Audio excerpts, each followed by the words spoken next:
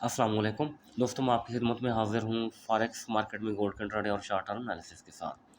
अच्छा दोस्तों, मैं ये ज़ोन है तो आपको फिर से लगा के देता हूँ, इनको रिमूव कर देते हैं। देखिए ये H4 का टाइम फ्रेम है ना हमारे पास। देखिए ये टॉप है मार्केट का, कल का टॉप है, ठीक है जी। तो ये आज का लो है। तो बिल्कुल पिन पॉइंट 77 से 79 ये हमारा सेल ज़ोन बना था। तो इससे मार्केट सेल आने की कोशिश कर रही है। फ़िलहाल तो मैं इतना ही कहूँगा, सेल आने की कोशिश कर रही है। तो ये हमारा की लेवल है। तो अगर ये लेवल हमारा बरकरार रहा, आज मार्केट ने क्लोजिंग इसके नीचे दे दी और कल मार्केट इसके नीचे रही, तो हमारे जो टारगेट्स होंगे निचले, वो मैं आपको बता देता हूँ। यहाँ तक डाउन आई, ठीक है।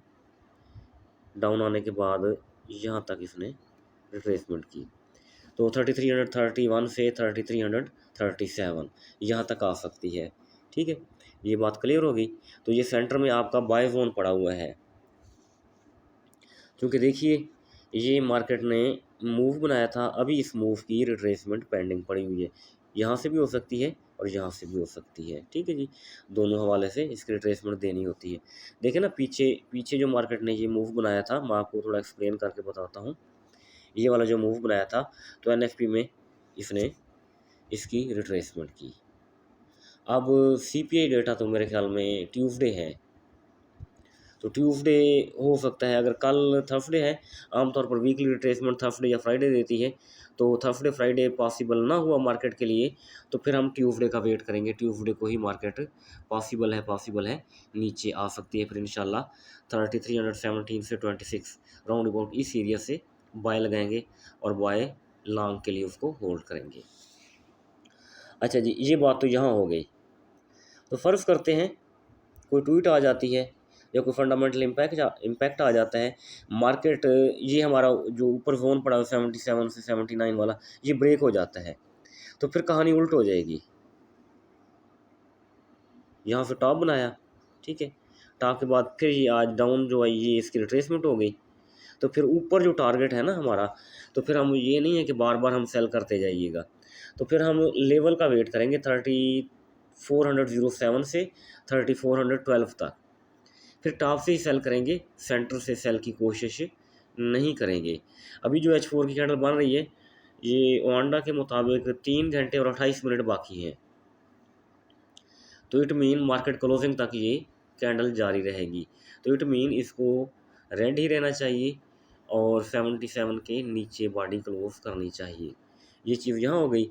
आपके दो जोन हो गए, क्लियर हो गया। सेंटर वाला जोन की जोन है आपका, उसके ऊपर चली गई तो सेल नहीं करेंगे यहाँ तक के मार्केट जो हमारा ऊपर लेवल पड़ा हुआ है 3407 से 12 तक, वहाँ तक जाने देंगे। फिर वहीं से ही सेल होगी, उससे पहले सेल पॉसिबल नहीं होगी।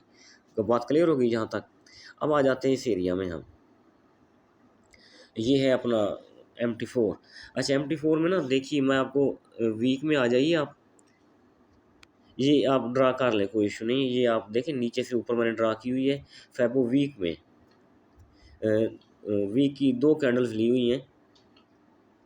तो अब आप थोड़ा चेक करें कि जो हम बाय करेंगे वीकली हवाले से, तो इस एरिया से करेंगे 50 और 60, यानी 3314 से 3329।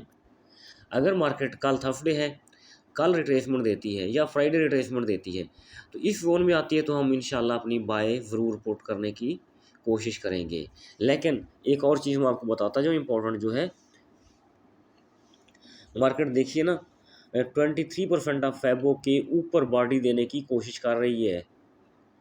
अगर ये नीचे ना आ सकी कल तक, 3361 के नीचे ना आ सकी, तो मार्केट बुलिश भी हो सकती है। फिर वही 3407 से 12 वाला लेवल, वहाँ तक हमें जाना होगा। ये नहीं है हम 88 से भी सेल करें, 3399 से भी सेल करें, स्टेप बाय नहीं, फिर इसको जाने ही देंगे। आप चुप करके बैठे रहेंगे, जहाँ तक जाती जाए, फिर टॉप से हम सेल डालेंगे। तो अगर नीचे आ जाती है तो फिर तो बहुत ही अच्छी बात है, रिट्रेसमेंट दे अपनी, कोई इशू नहीं है हमें।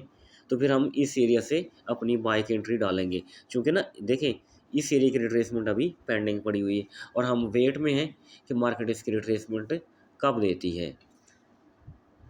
दोस्तों ये वीडियो है कल के लिए इंशाल्लाह अल्लाह ताला के हुक्म से मार्केट ज़रूर हमारे लेवल्स को रिस्पेक्ट करेगी। तो बाकी जो चीज़ें होंगी इंशाल्लाह वक्तन फ़वक्तन मैं आपको ग्रुप में शेयर करता रहूँगा। थैंक यू, अल्लाह हाफ़िज़।